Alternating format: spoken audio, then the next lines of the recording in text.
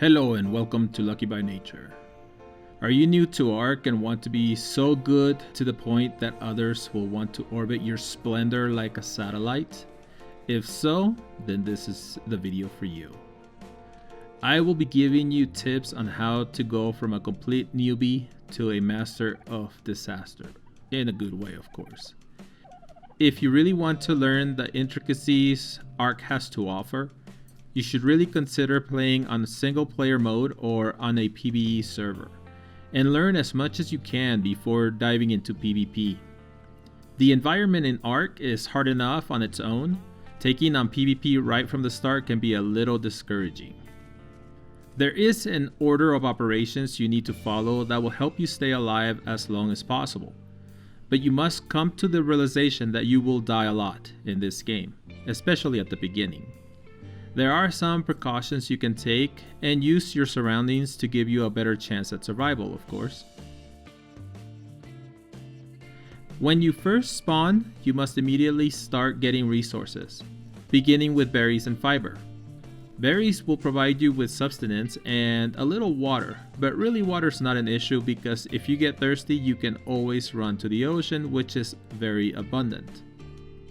Once you have plenty of berries to sustain you for a bit, you can start punching a tree to get some thatch, and if you are lucky you may get a little bit of wood as well, but we only use our fists just until we get enough thatch and wood to build our first tool because punching trees is very harmful to your health.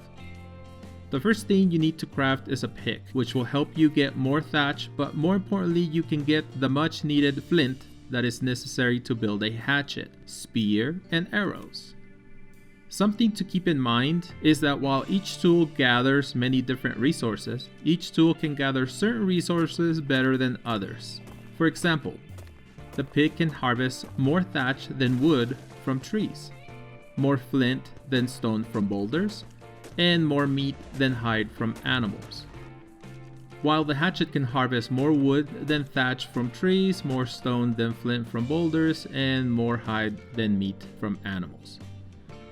Next, you can start killing harmless animals like dodos, listros, and if you're feeling a little froggy, you can even take on dillos. But those do fight back, so be aware. But when you harvest these dinos, make sure you are using the hatchet since that will give you the most hide for your investment. And you will need a lot of hide because with it you will be able to craft many different things that are extremely useful like armor, sleeping bags, rafts, and more important, saddles for future tames. As for the meat that you have accumulated, cook it of course. As you pick up levels, you will not only receive points to add to your stats, but you will also receive points towards learning engrams.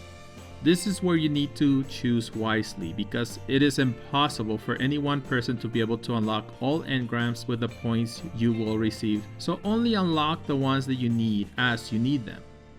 And if you are lucky, you will find some engram in blueprint form, which you can find in caves, loot drops, fishing, and alpha dinos, to name a few. In this instance, you will need to learn how to make a campfire. To craft a campfire, you will need 12 thatch, 1 flint, 16 stone, and 2 wood. Once you craft it, you can put it on the ground anywhere, and you will need to place either wood or thatch in its inventory to use as fuel. Slap some meat in there and just wait for the spoils. Or if you're able to multitask, just go do something else while the meat cooks. You will find that it's much easier to quench your hunger with meat rather than berries, and plus it weighs much less.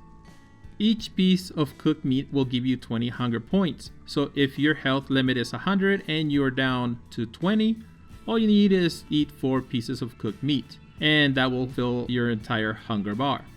Or if you're down to 0, you can then eat all 5, etc. You get the idea. Now let's talk a little bit more about stats. It is incredibly important to find the right formula that works for you, because in my opinion it depends on what type of playing style you like best. Some people like to put a lot of points into weight. This is typically what builders do because they are able to carry a lot more resources, as you can get over encumbered if you have too much in your inventory. Some like to put more levels in speed and health. This is typically better for people that like to tame dinos, as this will allow you to stay out of most dinos' reach, keeping you from getting completely dominated by your prey.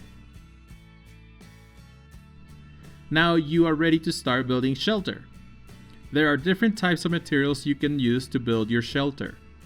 Thatch is easy to harvest and very light, so you can carry a lot of it, and as a result you can build faster than other materials, but most dinos can destroy it, and depending on the level and type of dino, your thatch shelter would go down rather quickly.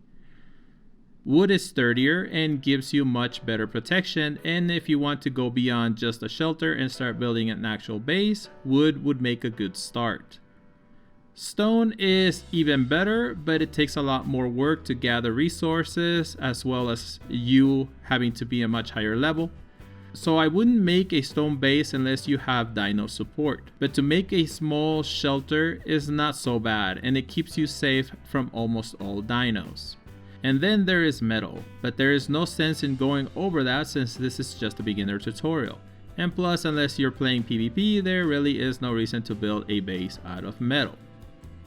Now that you have your shelter in place, what should you put in your shelter?